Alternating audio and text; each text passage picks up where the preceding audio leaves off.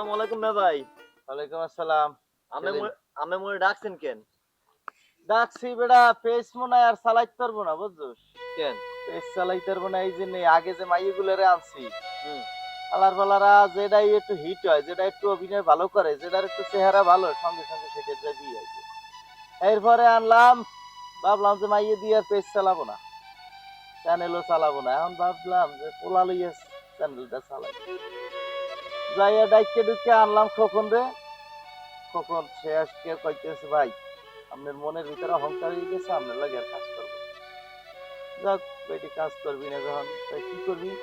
কয় ভাই এটা বড় পেজের সংবাদ পাইছি, সেই পেজে কাজ করব। তারপরে আসলো হলো মামুন, সাইফুল ইসলাম মামুন। আলার পর আর বিশ্বাস করি আনলাম, বিদেশি মানুষ আসছে আমাকে এখানে, তো আরেও লই। সে আসছে, সে আজকে একই ডায়লগ, ভাই আপনার দ্বারা কাজ করা যাবে না, আপনার রাগ বেশি।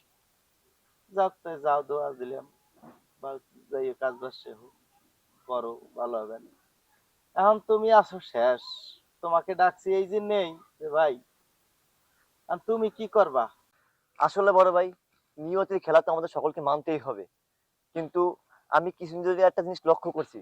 আপনার ভিতরে একটা দাম্ভিকতার সৃষ্টি হয়েছে। যেটা হচ্ছে আমারও অনেক খারাপ লাগছে ভাই। কিন্তু তারপর আমি আপনাকে বলি নাই। কারণ আমি আপনাকে অনেক শ্রদ্ধা করি, অনেক ভালোবাসি। আসলে আরেকটা কথা কি, কিছুদিন পরে আমারও তো বুঝছেন ভাই, ব্যাপারটা কি বুঝতে পারছেন আপনি? ব্যাপারটা হচ্ছে আমারও পরিবার অনেক চাপ দিচ্ছে যে তোর ওই ভিডিও আর করা লাগবে না, তার সাথে যাবি কে তোর ঠগাবে, ওর এই দরকার নাই। ও তার সাথে ভালো তোরে একদম বিদেশে পাঠাই দি, তুই ওই জায়গা দিয়ে টাকা কামাবি, মাসে মাসে টাকা দিবি, তাতে অনেক ভালো থাকবি ভাই, বুঝছেন? এতে আপনি কোনো মন খারাপ করবেন না ভাই, কারণ আমিও চলে যাবো ভাই। না, মন খারাপের কিছু নাই। এই যে লাভ লসের কথাটা যে তোর পরিবার থেকে বলছে, এই জিনিসটা তোর আগে মনে আছে না? যে সময় কিচ্ছু পারস না, কাজ বাজ কা ক্যামেরা ধরা, এডিটিং করা, কোনো কিছুই দিশে পাস না, ওই সময় তোর লাভ লসের চিন্তা সংসারের কেউডি করে নাই। আর পেজ একটু বড় হয়ে গেছে, পর থেকে পেজ খুল গেছে, পেজ এখনো হাই হয়ে গেছে তো গো, আর পর থেকে লাভ লসের চিন্তা এসে গেছে। আর এই যে কইলি বিদেশ চলে যাবি, মানে ওই যে মামুন খোকন অগমত যে একটা পোল্ট্রি লবি, এই জিনিসটা আমিও একবার ভাবছিলাম তোর ভিতর যে আজকে এই জিনিসটা আমি ফয়সালা করে গেলাম।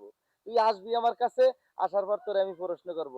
তুই যে কইলি বিদেশ বিদেশ যার এখানে একটা সময় বলস নাই আমাকে যে ভাইয়া আসেন, আমরা একটা পেজ খুল গিয়া, ঠিক আছে, লাখ লাখ টাকা মাস ইনকাম করব, ট্যুর দিতে যাব বিদেশে। সেই কথা এখন ভুলকি গেছো? এখন কি জায়গা বেচছো না বাড়ি বেচছো, বিদেশ চলে গিয়ে যাবা? তোমার তো আর পয়সা নাই, টাকা নাই, পয়সা নাই দেখি তো আমার কাছে আসছিলে যে ভাইয়া আসেন মিলগি মিশকে কাজ করি। আর এই পর্যায়ে আসার পরেই সবাই আমার লাগে পোল্ট্রি লইছো, খুব ফাইন।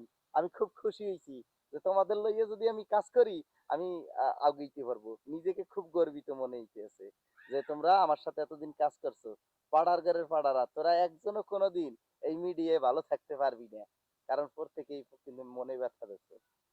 আমার মনে অহংকার হয়েছে, এটা আমিও বুঝি যে আমার মনে একটু অহংকার হয়েছে। কেন অহংকার হয়েছে?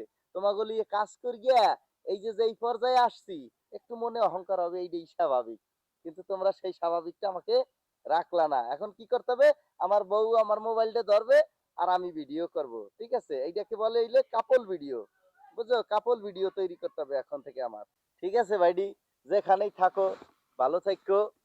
দোয়া করি তোমাকে জন্য যে তোমরা সুস্থ থেকো, আবার যদি সুযোগ পাও এরকম কেউকে বাস দেওয়ার জন্য, তাহাকে বাস দেবা, ঠিক আছে? তাই ভাই, কেন আপনি আমার লেগে দোয়া করবেন ভাই।